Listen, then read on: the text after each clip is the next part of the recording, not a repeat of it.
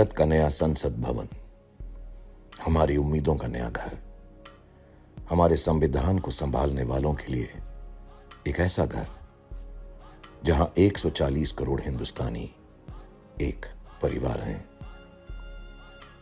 ये नया घर इतना बड़ा हो कि इसमें देश के हर प्रांत, प्रदेश, गांव, शहर, कोने कोने के लिए जगह बन सके। इस घर की बाहें इतनी चौड़ी हों कि देश की हर जाति, प्रजाति, हर धर्म को प्यार कर सके। इसकी नजर इतनी गहरी हो कि देश के हर एक नागरिक को देख सके, जान सके, उनकी समस्याओं को पहचान सके। यहां सत्यमेव जयते का नारा स्लोगन नहीं, विश्वास हो। यहां अशोक चक्र का हाथी, घोड़ा, शेर और खंबा लोगो नहीं, हमारा इतिहास हो।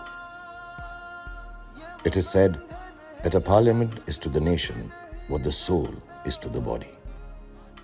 My sincerest prayers that the soul of democracy remains robust in its new home and continues to foster liberty, fraternity, and equality for ages to come. May this new abode of democracy build a new age that is renowned for its scientific temper and empathy for all. A new parliament for a new India, but with the same age-old dream, the glory of India, of our nation. Jai Hind.